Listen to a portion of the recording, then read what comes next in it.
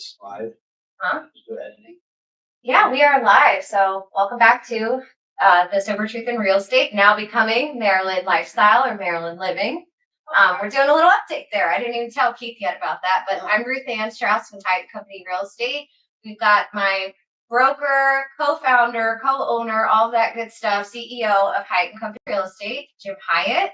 And as usual, Keith. I'm Keith Cooper, Yeah. and I'm with Direct Mortgage Loans, and I'm happy to be back. We're doing a name change? I didn't tell you yet, so I'm sorry. Surprise! We are changing our name to Maryland Living. Oh, okay. I like it too. So I sat through a webinar and it inspired me. So I decided we're going to make a couple little small changes. Surprise! Don't you love when I surprise you? Hey, well, We're gonna do a very separate nice. That's where you living? I could do a separate one for Pennsylvania Living, and then once I get my Delaware license, I'll have Delaware Living. Ooh, we And then- just call it living. We just call it Living. I mean, that's pretty not specific, but that could work. It is whatever people want to hear about though. So we're just going to expand our horizons a little bit instead of always talking about mortgages and housing. We're going to expand that to talking about like different areas. Like maybe 1 week we want to tell people all the good things about living in Baltimore, or living in Columbia or Annapolis. Oh, cool. It's going to be fun. It's going to be good times, and we're going to have awesome guests like Jim here today. Yeah, Jim's Thanks for having me. Yeah. Yeah, our pleasure, man. right? People from Boston with I'm us. in the room. Great. He is in the room. I think he was in the room like when we very first started. Yes. Yeah, that was back at PRMI in the Towson office when we were doing our podcast there. So Yeah, long A few ago. minutes ago. It's good. Yes, but now we are the new and improved version. yeah, So absolutely. we've got CML on our team. We've got Legacy House Title on our team, and we are now Hyatt and Company. So good stuff. Quite a few changes. Yeah, quite a few. All good Changes changes. good. Yes. Changes A lot good. of changes recently. Yeah. So Jim, tell us, what got you into real estate? Like, what made you want to make this company and go this route of being a broker and owner? So what got me into real estate initially, tell my story, it was a puppy, right? So you remember my puppy story? I don't remember the puppy All right. story, but I got excited because you I said thought it was puppy. your hand. So, well, initially I brought him a puppy. Okay. My parents gave me an ultimatum and said, it's either you go or the puppy goes. What? And I yeah, didn't you know that story? I told the story a million times. I've never heard Okay. this. They didn't like the puppy. They just They didn't Well, want the puppy. they had enough animals. So Right. So basically what I did, I called my grandfather, and he was a part-time real estate agent at the time. I said, hey, can you help me find something, apartment, something to move into that allows pets? And he said, why in the world would you ever rent something when you buy something for less money out of pocket and less money a month? I was 19 years old. I didn't know. I was like, whatever, you're speaking French to me. I took French in high school, but I still didn't understand what he was saying. So I said, just find me something, help me out. And he did. He put all the pieces of the puzzle together. And I bought a house at 19 years old, and I moved in 2 roommates. Funny story, that was many, many years ago. Both of those roommates are now agents here at our company. which is Daryl really and Shane. Shane. Yeah. Yeah, Daryl and Shane. Okay. Yeah. So, but what happened there was I was working at FedEx at the time, the graveyard shift going in at 7:30 p.m., 4:30 a.m. And, I'm starting to receive, rent money from my roommates, and it paid for my mortgage and my utilities. And I started making money, and I'm like, there's something to this real estate thing. So, all the light bulbs went off, and I just figured, I don't want to be working, midnight shifts, and, there's more out there in life than, pumping packages at the time. FedEx is a great company, but I just didn't see my future life there forever. So, ventured into real estate, became a solo agent, built a team, then opened a franchise called Exit. Did that for 18 years, and after that, we're like, we just wanted to. We kind of figured out. I was at multiple brokerages prior to having the Exit franchise, and I got bits and pieces from each one of them that I really loved, and some that I didn't love so much. So we decided to go the route of independent.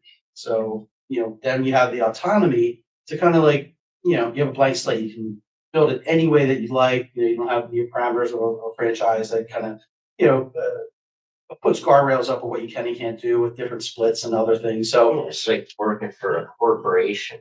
You Yeah, gotta so- abide by their rules, put Yeah. their signs up and all that Yeah, stuff. it was a good experience. And No, I I learned a lot. definitely paid off. Yeah, so built a lot of great relationships.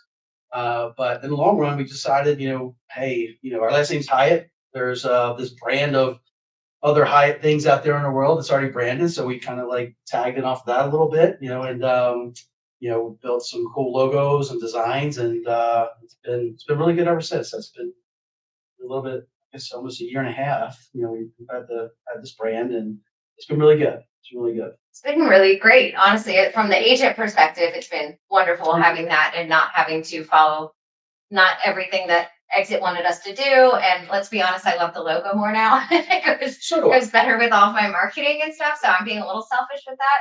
And the name too, the name, which I've said since they told me, was it feels like it's got more class, like I guess more class, But the takeaway is, so at 19, that's crazy. Like Yeah. most people at 19 are not buying homes. And that's what we try to tell people. You want to try to get in as early as you can, because then you have friends, you move them in, they're paying everything for you. You do the house hack. And for me, what it made me realize was my grandfather changed the trajectory of my life. Right. So if it wasn't for that whole chain of events, Hyatt Company wouldn't be here, Exit Results wouldn't have been there, all the things, because I would have probably never gotten into real estate. And I think about over the years, how many, lives that I've helped change by, number one, helping them into homeownership or getting them out of a situation where they need to sell a property.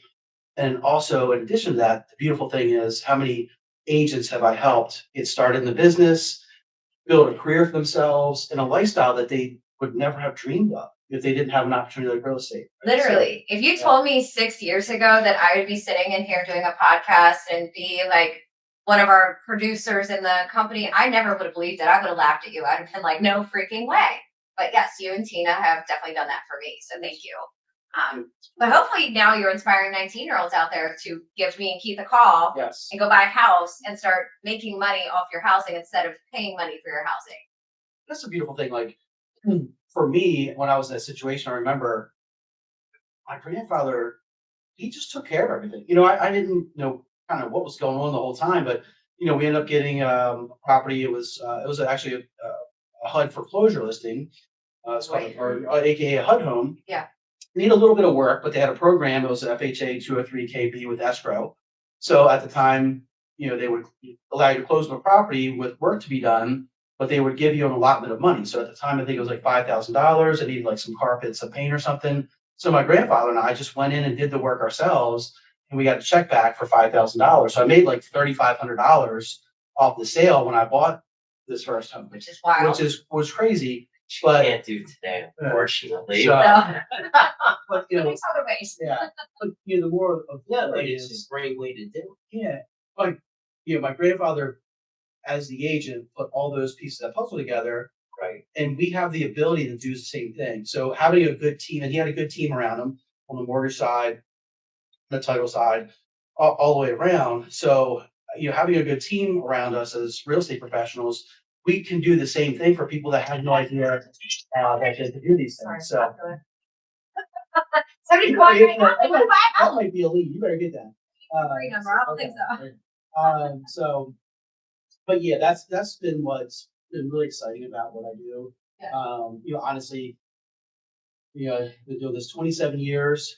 Sold, pretty heavily for 17 years. It's been almost 10 years that I really haven't sold. I'll do one or two here and there as kind of a favor, or kind of just bring myself back into the business to make sure I'm up to speed on all the technologies and things like that. But yeah, what I enjoy now is just building programs, building lead generation opportunities for agents to get busy, get launched in the business, and then help them build their careers. So can you tell the people watching like what kind of opportunities there are as far as lead systems and what is provided by Hyatt Company Real Estate for a new agent? Yeah, so we've been doing lead generation for almost 2 decades. And when lead generation first came out in the internet world, it was a different game. It's very much evolved over time. Our best lead sources currently at the end of the day has been Zillow. So we've been a very strong partner of Zillow for many years now. And when I say partner, like we don't buy leads from Zillow. You know, a lot of agents could buy zip codes and leads and all the things.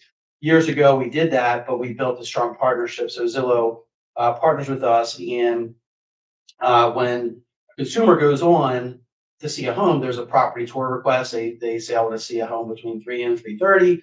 They click a button, and that typically goes to one of our agents if it's one of our service areas. So that's AKA a lead that comes in. What we do is we train our agents and teach them how to be the best professionals out there in this industry that you can be. That's the other thing that we realize in real estate. It's a very low threshold to get started, right? 60-hour course, under $2,000, you're starting your own business, and the next day you get your license, you go out there and work with a $2 million client. Not having any training or seasoning, or even having done sales before. So what we try to do is give you the best training, have you prepared. So when you're out there, meeting with a client, you're basically interviewing. So you could be interviewing for, a job of a commission that could be 20, 40, 50, $60,000, depending on the sales price. So we want to make sure that you're ready. You're not going to go out there and fumble around with a potential client. Make sure you know how to write an offer. You have a team behind everyone that, in the very beginning stages of real estate, it's a little intimidating. So we have a really solid support team around everybody that can help with offer writing, negotiation skills, techniques. Yes, so you've been amazing at the time that you spend, and it does take a lot of patience because it's you do this every day, and you can take 10 minutes to write an offer now, where a new agent could take them 4 to 6 hours trying to put all the numbers together and all the addendums and all the things. So it's very important to make sure you have a great mentor team around you, good training, a lot of your base foundations as far as just what do you do when you go out and talk to a client, a potential buyer, a potential seller. They don't teach that in pre-licensing at all. Yeah, that's pre-licensing. It's how to get your license, some of the laws and some of the vocabulary and types of deeds and things like that. I can tell you, after 27 years, I may have used 10% of what I've learned through pre-licensing class, right? So nobody's ever asked me how many square feet are in an acre to this day. I think I've had riparian and rights Right. maybe once, something like that. So yeah. I know that one, river rights or stream rights. Yeah. Got association, right? So yeah. Yeah, that's on point. So definitely a lot of support here. We have great admin staff. What made you guys decide that this was how you were going to design your brokerage? Like, yeah, I know you said you took some things from other brokerages, but what do you think really truly sets this one apart from the others that was by design? So when we decided to go into the broker world, we were very successful as real estate agents, a real estate team, doing very well financially, good system, great life. So when we did this, we intentionally built it by design. So if we're going to do this, number one, we want to have fun, right? When this stops becoming fun, game over, right? We have to have fun every day. We have to make sure our agents come in and love what they do. They love a culture and environment that they come into, that they can learn from and grow from. So we spend so much of our resources putting it back into the company for a lot of just for the environment, the culture, from some of the parties that we do, the awards banquets, the bus trips to New York. Best like parties. We do so much of that stuff to build a culture and an environment where everybody knows each other, they're comfortable with each other, they can come in and they can have conversations, and everybody's willing to help each other. So that's number one. Number two, I remember when, I had my first buyer and I needed help from my manager. It was like a Friday, the buyer wanted to put an offer in. My manager's like, well, I can meet with you next Wednesday. So yeah. Good luck with that. You're not getting that offer accepted. Not in the Maryland market. It was very eye-opening to me. I lost the buyer. We lost the sale. I had to schedule this meeting with my manager at the time. That's crazy. So I remember feeling lost at sea. That's probably the best feeling to say. When I went to my first 3 or 4 brokerages, I was in brokerages that had between 100 to 400 agents, and I just felt like, I wasn't up there on the sales board a bunch, so I didn't get any attention. So at the end of the day, what I did was, I successfully closed. So what I would do is all the successful agents that I saw that had their name on the sales board multiple times, I would just go around and just pick the brains. What do you do for sales? How do you get busy? And what I realized also was, again, I was a young guy. I was, my mid-20s, trying to crack into this real estate thing. And the office I was in at the time, the average, age in the office was almost 60. And yeah, I was over about 100 agents there. And I was the youngest. It was me and another guy. We were in our mid-20s and, just trying to break into it. So what I realized was most of them did have independent coaching. So they were with this company called Buy Referral Only. They said they did client appreciation parties. They were very relational versus transactional in their business. And I just picked a lot of those pieces up. Actually went to the Buy Referral Only company had a half-day training in Columbia Hilton one day, and I took it. And, I took the training and I signed up for the coaching. And within 30, I just implemented the systems. I had an accountability call every week. They gave me my assignments to do. Within 30 days, I got so busy that I had to hire my first assistant. And then I've never looked back since. So I've always been That's coaching. awesome. Yeah, it's always been something. But But the big thing about your company that I see more than, because we've been doing this almost the same amount of time. And I said this to you from the first day I met you and I met, the agents, like, and you touched on it at the beginning when you were talking about the lead generation. Like when you started like these big outfits, like your Long and Fosters, your Coldwells, or different branches or Remat, wherever it might Still be. wonderful, just different. Right. I mean, but the point is, you're walking in there, and I've seen it, and I've talked to agents, and they're like, "Oh man, you better have 8 months of salary saved up before you start," or "I didn't close a deal in my first year." And here, with the lead program that you've put together and the training program that kind of coincides with that, like you have agents that within their first month are already closing deals, and that boosts confidence, and it should give them more drive. I mean, not everybody, everybody's different, but I mean, think about it. A lot of people enter real estate thinking, God, I gotta start for 6, 8, 10, and 12 months. yeah, And then you come here and it's like, boom, you're off to the races.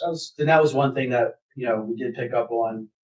We've been in the brokerage business since 2009, so almost 17 years now. And in the beginning, we would do the trainings, we would do touch your database, do the things.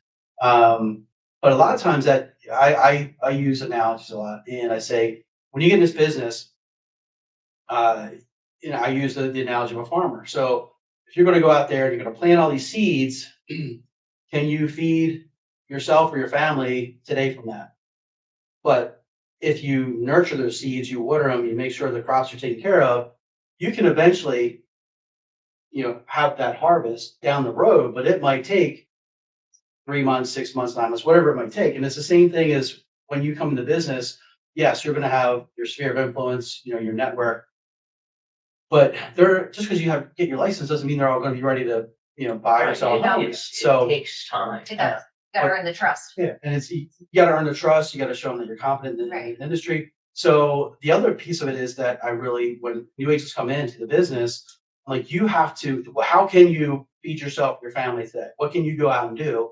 And that is hunt, right? So yes, you have these seeds that you're nurturing, but if you're starving and you need to make that mortgage payment or feed yourself in any fashion, you got to go out there and get it. And that's we call hunting, prospecting in the real estate industry. So you got to go out there, be proactive.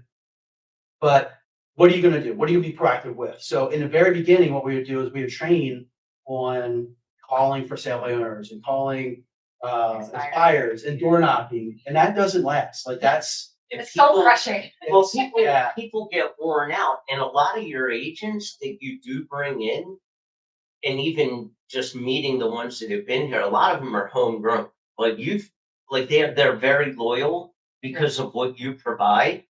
I've And never been anywhere else in my 5 right, years. but you also bring in an influx of newer agents Yeah. because you can then train them the way you want it to be done. And let's face it, if you had a bunch of newer agents in that were out cold calling or door knocking or calling, you would get so many people burnt out and turned over because people get frustrated, and then they're not making money. And then you kind of came up with the solution, Yeah, and that was, we figured that, which is like, huge. yeah, I mean, that was early on, and, because we saw the burnout rate, what we saw, what was happening was after 6 or 9 months of like doing the things, and they would, agents would come in and work the things and work their database and make the calls, but nothing would happen. So it comes down to in that source, the staying power. Like if you can hang in there for a year and a half, like eventually things will come around with your sphere, but It's a long your time. win, comes out of your sales quickly, right? If you're doing the work, you're not getting a Right. paycheck. It's 100% commission, profession. So what we had to figure out is, whatever lead program it is, and again, I've been doing many of them at this current point in time. Zillow has the best program. At one point, it was Realtor.com. There was Trulia. Before all those house values, like you really have to, see what program is best time in a shifting market. I have a relationship with Fannie Mae and HUD and service companies. So during the foreclosure market downtimes, like those are the accounts that we have in relationships so that we get busy with those, selling assets for companies. So it really depends on the market. We shift wherever it is, but You've found a lot of ways to Yeah. bridge the gap and to kind of roll with whatever the markets are doing, where your agents, and you can see it, they come in and they go through their training and they're automatically getting live warm leads, which is, no other agencies are doing that really. and that's what we had to figure out is how do we drop those warm leads, and basically our job at that point became teaching the agents, number one, how to convert. So how do we convert that lead, to into a prospect, but more than that, into a relationship. So for future business, that's your staying power. Like when you build Right. your network, You just nailed it. yeah, Like that's the thing. I don't mean to cut you off, No. but that's the thing. Like you're providing a little push out of the gate. But most agents, if they're good and they want to make this a career, not a job, you know, they use that push and then they build on it because they're staying in front of those clients or asking those clients who know 50 people, and then it's just a steamroll effect. People don't pick up on that. Right. People, how many agents do you have that just get comfortable just waiting on the leads and there's no growth? Right. And then I they have no mean, pipeline. You can make a living, but it's tough. you're 100% transactional at that point. So if that lead source cuts off, you're toast, right? Right. So we heavily promote, yes, we're going to give you the opportunity. Yes, there is a referral fee typically due. I call that the cost of acquisition. And I use, references like in this business, you can either use check equity or sweat equity to obtain your initial business, right? So, with programs that we have, it's going to be sweat equity. Yes, you're going to pay on the back end, but you're not going to pay like when I got started in the business, You're not going in the hole right we'll save away. this, this story for another time, but I spent a lot of money in marketing because I was a FedEx guy, right? So my sphere of influence, they weren't, that trusting of me to be able to help them buy or sell a home or refer me to somebody. So I went outside my network, farmed with postcards, which cost a lot of money. It was, thousands of dollars a month for 7 months before I got my first call. But I hung in there until something started happening. Then what happened was when I started to have success, this was that AOL dial-up stuff, right? Oh, This is during God. that time. Yeah. So That noise just came back in my head. yeah, I'm hearing it now. So it's like now that we're talking about this, but Yeah. but we didn't have social media where it's easy to rebrand yourself as a real estate professional. So back then it was very manual, but I needed what's called evidence of success, so or social proof. And I had to do that through others outside of my network and send that information back to my network that they saw, yes, this he is in real estate, he's doing it, he's taking it serious, and he's going to be full time with it. So when that started to happen, that's when I started to build my referral network. So in situations like we have now for agents, I think we're really good at launching true professionals into this industry. Number one, with the training and how we teach them how to craft offers, how to communicate with other agents and clients, but how to, convert leads and build relationship with clients, keep in contact with them. And it's just full circle how they can build and grow their business. And also when other agents and other companies, I get compliments all the time from, agents that I've worked with for decades about how well of a transaction or how professional our agent interaction was during the transaction that they had with them. And that to me, that hits home. Like Yeah. that's when I get that feedback, like that's kind Because of the client might not even know how great their agent is because they just don't know what's going on. Right. They only see that surface. But another agent, they know if it's a good agent because they know how it should be done and how things are supposed to go. Right, and it starts right from once they receive that contract. Like, is this contract in order? Is it Yep. well written? 100%. And Even all before that, stuff. it starts at that first phone I mean, call. I get like, calls "Oh, I'll from show you the listing property." agents. I'll get calls from listing agents said, yeah, this contract is they're bitching at me, but it's important. Like, it's all about presentation, right? It's all about So presentation. when we do our training, it's all the practical stuff. Like, what skill sets do you need to get out there, get in the trenches, and do this business, right? It's not like the rah rah, stuff. Yeah, we want to get you motivated, but we give you the tools that you really need to get out there and do the things and put a good name out there for yourselves. And Yeah. it's not all rainbows and sunshine, right? Like, Not you've everybody got makes it, and that's how it is. not More make it from Hyatt Company than other brokerages. Like if you look at the numbers, it's what 15% make it through the first 3 years in real estate. It is a low number, but here I've seen a lot more agents making it than not making it. That really happened after we did integrated lead generation, because what that would do is, like Keith, like you said, within a couple of weeks, you're out opening doors and Yeah. you're out showing homes and you're interacting with clients and you're Scary. writing offers. And yeah, it's scary, but it's kind of, you gotta Gotta do Yeah, it. But that's Yeah. how you learn. That's how Right. You can sit here, and we've talked about this a million times. You can role play in front of a room, Yeah. and everything goes perfect because even though it's role playing, you know what you want to say to make everything And you look know the good. other person you're role playing Right. with, so it's a little more comfortable. Until you It's not get- a stranger. I mean, you got to get thrown to the wolves. Yeah. And look, you fail, you take that as a learning experience for the next time. Yeah. transactional knowledge. Yeah. Right. Yeah. That you grow when you're uncomfortable. You can't grow if you're comfortable. Oh my God, I learn That's things huge. new every day. Still. Me too. I had You to know? call Tina yesterday for a contract question. I was like, Yeah. I mean, it's the nature of the business. Yeah.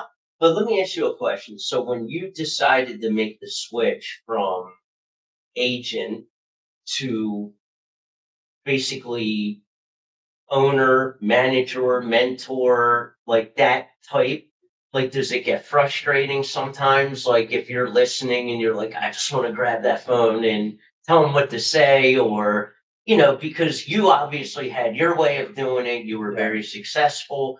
And sometimes for people, it's hard to take that hat off and completely shift into you're not running the road. You don't know what's going on out there and all that stuff. My most memorable experiences of growth were going and making mistakes. So Right. I remember one of my very first transactions. My uncle was buying a house for his daughter, my cousin, and he asked me to come over and go through. At the time, it was called a HUD one, right? Now it's called Alter closing disclosure.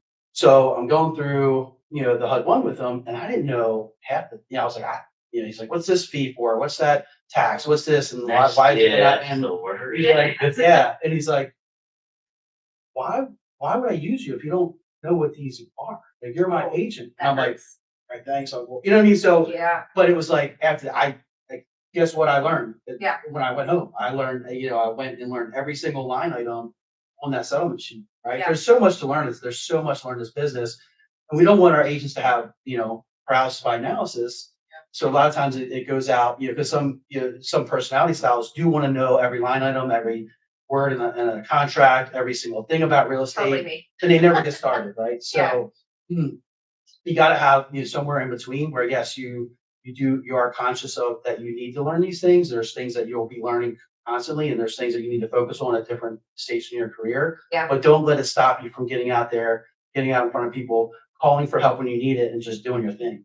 Because Right. you'll never get to the next stage unless you do that. And that's the biggest thing though, is like the calling for help. That's That's where we people always struggle. talk about that because Yeah. I have no qualm asking. I mean, I'm on the phone with my underwriting team half the day because if I don't know, I mean, I could potentially ruin someone's life. Right. Like, It's a think huge about it. deal.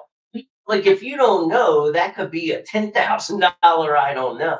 Yeah. I never want to be stuck there. People appreciate honesty and hey, I don't know that, but let me find out and I'll get right back to you. And I try to find out on my own before I call anybody.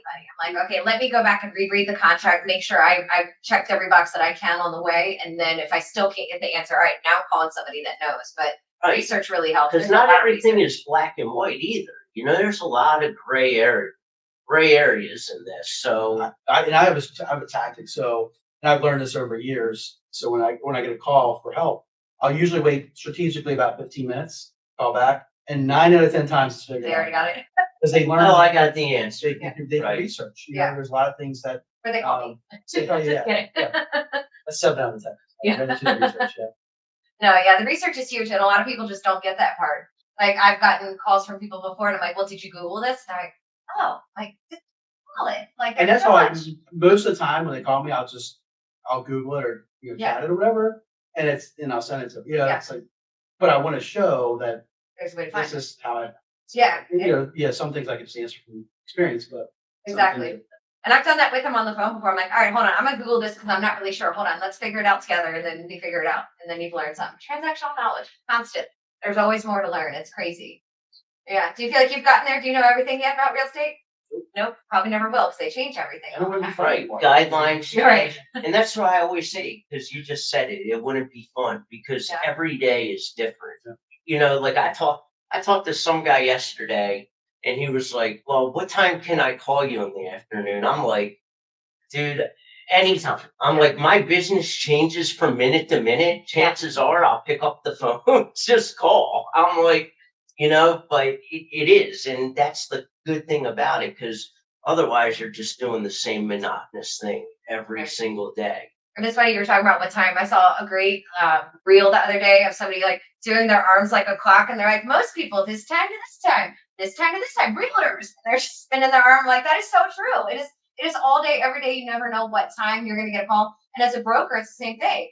You don't know if an agent's writing a contract at 9:30 at night and needs help. Like it's wild. It doesn't end, but I love that. It is. And I'll even say my wife is very understanding. She Yes, knows she I've is. been doing this forever. But even the other night, like I think it was a Sunday night, I'm getting texts at like 11 o'clock at night. She's like, who is that? And I'm like, a client. She's like, don't you know? And I'm like, nope.